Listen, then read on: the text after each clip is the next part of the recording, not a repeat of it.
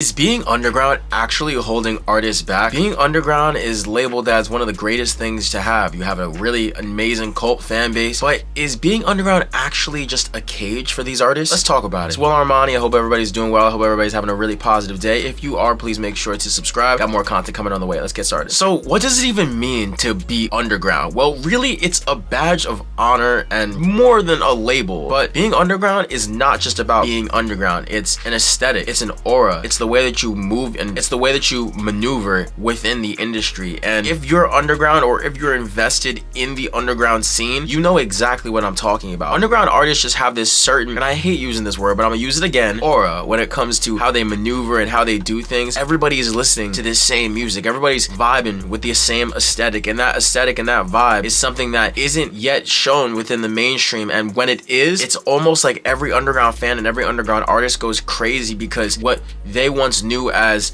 undiscovered is shown to the masses, but the people who are in the underground are heavily invested and they've known about it for the longest. But being underground isn't all that I'm talking it up to be. How does being underground hold artists back? Well, really, let's talk about the trap. I think one of the biggest reasons why being underground is really holding certain artists back is because you have to almost cater to a certain sound, and any change of that sound or any dive into a different niche sometimes makes your entire fan base go against you. And we've seen this with so many artists. We saw it when Sofago tried to drop Pink Hearts and do something that he cared about, but his fans didn't want to hear. We see it when Autumn tried to switch up. We see it when every single underground artist tries to switch up. It is very hard to step outside of that underground loop and that underground comfort zone. And it's interesting because every underground fan wants people to know about these underground artists, but as soon as they do, and as soon as the underground artists themselves try to change something about what they're doing, all of a sudden it's like, whoa, we don't want to hear this, we don't want to see this anymore. But it's like, do you want them to stay underground? Do you want them to blow up? Underground fans can't really make up their minds. The fans who are pushing success are really mentally saying, oh, well, this artist is selling out as soon as they become successful. And it makes no sense to me because every underground fan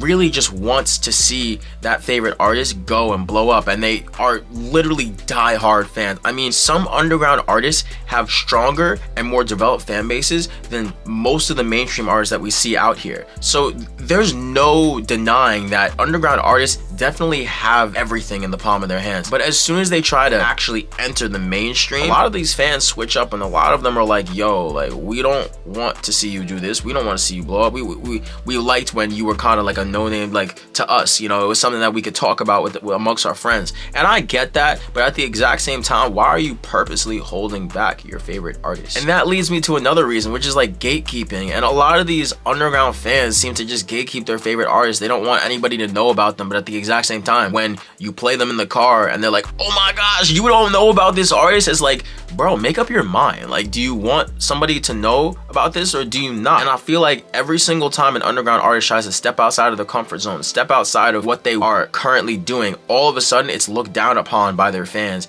It makes no sense. Why are you purposely holding these artists back? A lot of underground fans don't realize that they are doing this every single time they gatekeep these artists, every single time that they prevent them from evolving. And I think that's one of the biggest things people don't realize. We are preventing a lot of these artists from evolving. Even giving these artists the label of underground artists is preventing them from growing in a sense, because we're trapping them in this niche. We're trapping them in this bandwagon of people who are not yet discovered. And because we're giving them this label, and some of these artists do it to themselves when it comes to that, like with their aesthetic, their aura, with the way that they move. Some of these artists do it to themselves, but at the exact same time, we can't help but say that the fans are definitely contributing to it. So how does this even change? I mean, that's one of those conversations that I don't even know. I think it really has to do with a mindset switch, right? Because we need to have a way for artists to evolve without it looking like selling out. There needs to be a way for artists in the underground to evolve without it looking like they're completely changing their sound. And I think the biggest and best way to do it is probably just slowly transitioning throughout your music. If you're gonna drop an EP or a project, don't just flood it with 20 to 30 songs of the exact same sounding thing.